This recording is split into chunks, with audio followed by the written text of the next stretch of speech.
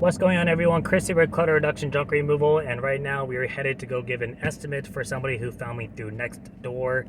They said that it was about 20 pieces of plywood that they use for their hurricane shutters for their windows. They're about 6 by 6 foot is the average size. He said he had an electric scooter and some other miscellaneous stuff they need to get rid of. So we're gonna head there and give an estimate. I told him if he's happy with the price, I'll get rid of it on the spot. I told him that I would have to come in person because he was at work when he called and he asked if he could just send me a picture. And I said, unfortunately, I need to come by and take a look because 20 pieces of plywood at 6 by 6 foot is a pretty good size. And it could be very drastic different kinds of plywood. It could be pressure treated, which is heavier than normal. It could be single ply, kind of flexible and lightweight. It could be like 3/4 inch. It could be inch thick. That's all very big weight differences, especially when you have 20 of them. 20 pounds difference, that could be a couple 100 pounds difference collectively. So we're gonna go ahead, let him know what's gonna be. Hopefully he goes with it, and then we'll get that taken care of.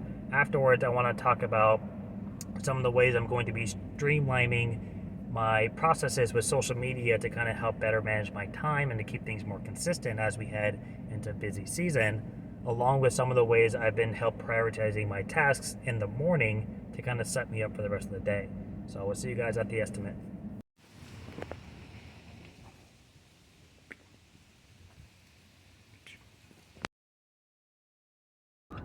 Florida weather strikes again. It was getting a little clear out as I was talking to him, and then it just started pouring out like a minute later.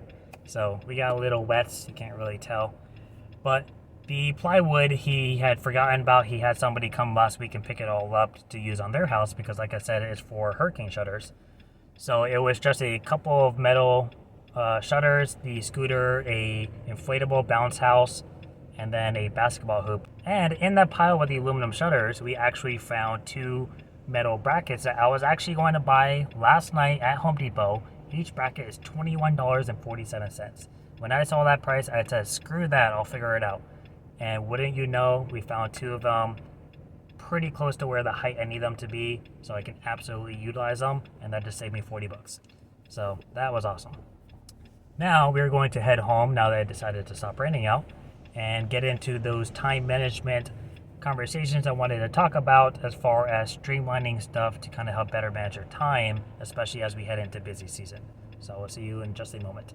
All right, getting into the ways to kind of help better time manage myself and to be more consistent. Starting off is what you do in the morning when you first get up and get out of bed. I personally like to check my voicemails and my emails. Now, I actually make a note to check my voicemails every couple of hours. And the reason why is I've had issues in the past where I will just all of a sudden have a voicemail from like the day before and it's somebody inquiring about junk removal. And I don't have any log of a missed call. And I looked into it, and it can be as simple as driving down the road, going through a dead zone for like a mile or two, and the most terrible coincidence of somebody calling you in that time frame and your call not being logged. It's kind of like if you go on an airplane and you're in airplane mode and you have no service, somebody can call you 20 times and somebody can text you 20 times. You'll never get those calls, but you'll get all the texts when you get back in service. So if they don't leave a voicemail, their call never existed on your end. So I used to check my voicemail every 3 hours, and I still do. I have an alarm set up every 3 hours that says check voicemail because I've had that happen 3 times in the last like 4 or 5 months. One guy, I called him back the moment I saw that voicemail, which was the next morning, and he was like, "Yeah, I already got it taken care of, thanks," and hanged up on me. And I was like, so voicemail, check it every morning. I check it every few hours for those reasons, but definitely check it every morning. Make sure nothing came in overnight or nothing came in yesterday that maybe you missed. Try to get it to them as soon as possible. Check your email, see if anybody inquired on your website, see if you have any important updates for business related tasks. And then the next thing to check social media for messages and comments regarding maybe a post I put out or maybe something I commented on and then somebody replied to me. So I'm checking for anything business related, not just going on there for fun.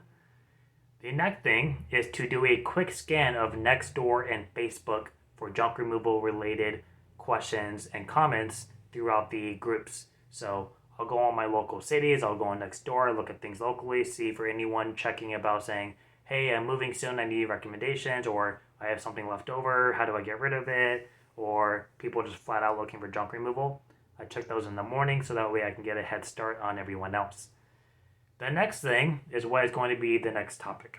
All right, tip number 2 is to try to automate some of your social media posts, because I don't know about you, but the more engaging you try to make your post, the more time it takes, and you want to be creative with it. You want to plan for better pictures, more interesting captions, and you got to make sure you're picking the right hashtag so it can gain exposure. And all that can very easily add up time, especially if you're really getting into it. You could easily spend 15, 20, 30 minutes on one post, and that is a lot of time that you could be using for other things. So I recently found out that for Instagram, you can schedule your posts in advance. Maybe I'm just late to the party. I never knew that. So if you also did not know that, there you go. So I plan on posting every other day, and I'm going to be doing a informative post and then a job post. So like a picture of my trailer or a picture of a load, something like that, before and after, whatever. So informative, promotion, informative, promotion. I'm going to be doing it every other day. So every month it's going to have about 14 to 15 posts. So not a lot compared to the whole month. But the reason being is I've met a few marketers over the last couple of months by going to these networking events, and they all tell me the same thing. Pick better engaging posts to help with customer engagement, to where like you're bringing value to somebody. So whether it's through a tip or giving advice or letting someone know like, hey, this is where you can go to do this or you can do that. Use junk removal. This is the best time to use junk removal. Or, this is a better time to do moving or something like that. You're providing information to where people find value in you and they're going to want to follow you and keep tabs on what you're doing versus just posting just to post. So that's something I'm going to be pushing for. I'll be talking about things like, the dangers of leaving car tires out in your backyard in the sunlight because it can release methane gas, and then it's kind of tricky to dispose of them.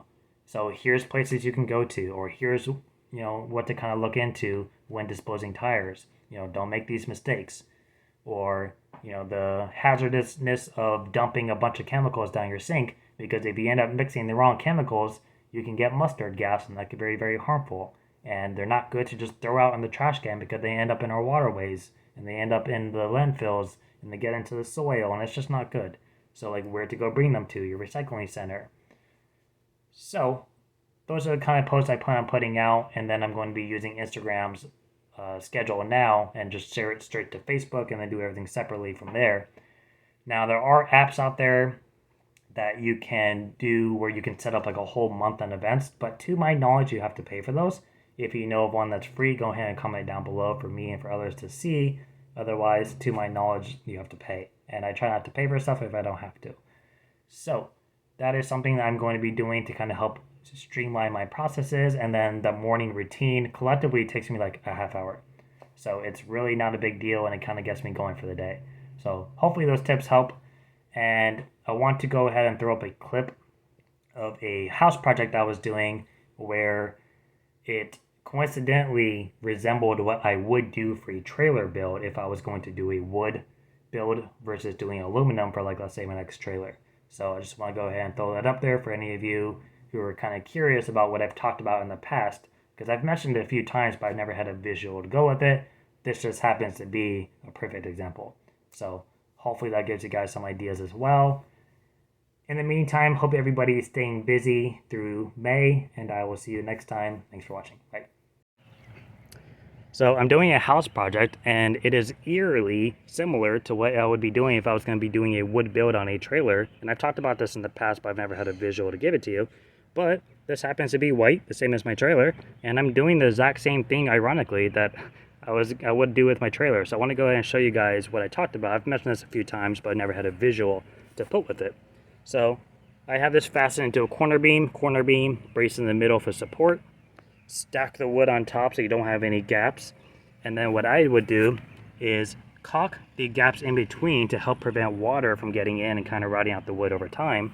And then if this was my trailer, I would sand down the whole thing as smooth as possible and then paint it with a heavy duty like outdoor latex paint, so that way it gives it a nice thick smooth appearance, and then put my decals on it. So just a little bit of a visual.